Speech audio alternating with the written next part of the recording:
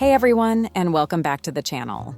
I'm Elisabeth, and today we're diving into a recipe that's so incredibly simple, so ridiculously satisfying, you might just feel like you're cheating. We're making perfectly salted almonds. And trust me, once you've made these at home, you'll never go back to store-bought. With good quality ingredients, they're simply the best. Lately, these homemade salted almonds have become my go-to snack. Often, I'll grab a handful of these beautiful, crunchy almonds, paired with a couple of dates dusted with licorice powder. It's an absolute game changer. A perfect substitute for chocolate or any other sweet treats, and just heavenly with a good cup of coffee or tea.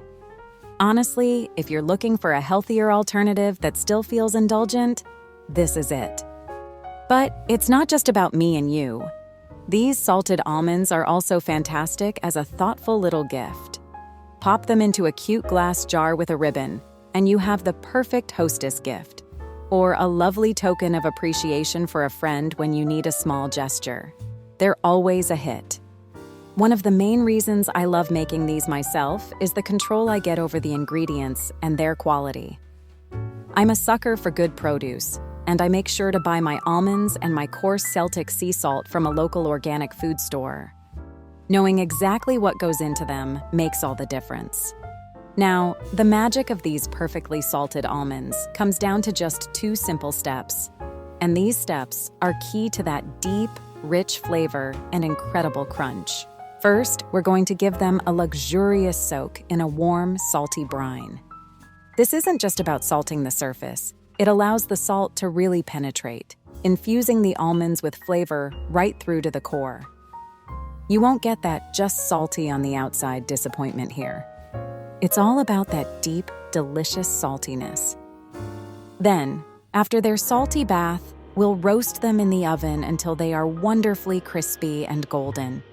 And voila, you'll have the best snack in the world right at your fingertips. They're not just delicious. They're truly beautiful to look at, almost as if they've been brushed with sparkling diamond dust. That subtle shimmer from the salt crystals is just gorgeous. Now, let's talk about adjusting the salt level, because this is where you gain ultimate control. When you make homemade salted almonds, you can decide exactly how salty you want them. The primary way you control the saltiness is by how long you let the almonds soak. Many people find that 15 minutes is more than enough for a perfectly balanced saltiness. Others, myself included, prefer them a little saltier, so I let them soak for 20 minutes. However, you really shouldn't let them sit for more than half an hour.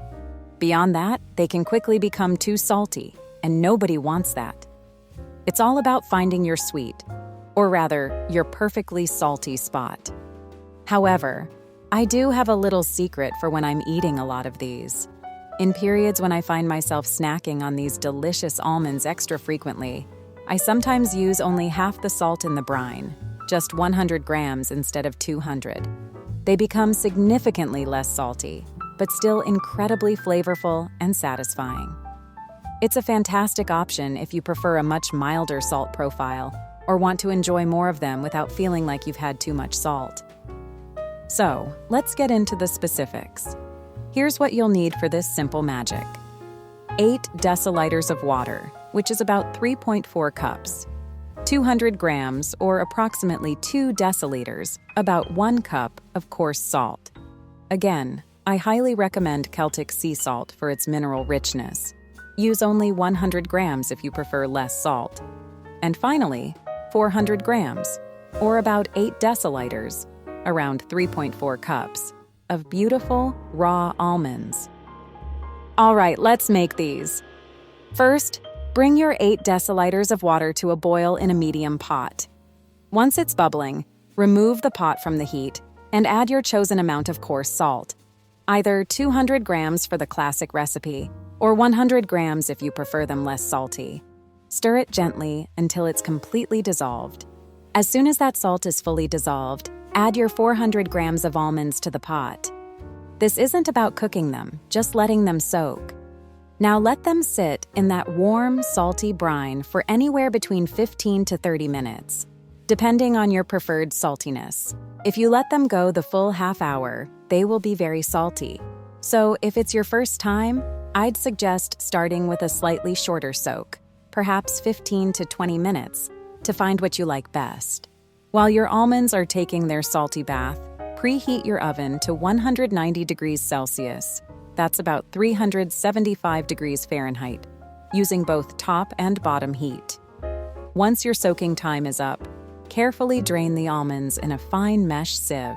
Then, spread them out evenly in a single layer on a baking sheet lined with parchment paper. Don't overcrowd them.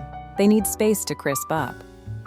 Pop them into your preheated oven and bake them for about 15 to 18 minutes. You're looking for them to start turning a lovely light brown color in the middle. They will still feel a little soft when they come out of the oven, but don't worry. They'll become perfectly crunchy and crisp as they cool down. Once they're out of the oven, let them cool completely on the baking sheet. This is crucial for achieving that amazing crisp texture.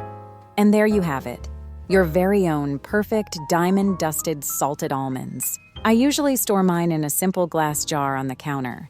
But honestly, they never last very long around here before I need to make a fresh batch. They are truly irresistible. I hope you give this recipe a try. If you do, let me know in the comments below how you liked them. Don't forget to like this video, subscribe for more simple and delicious recipes, and hit that notification bell so you never miss an upload. Thanks for watching, and I'll see you in the next one.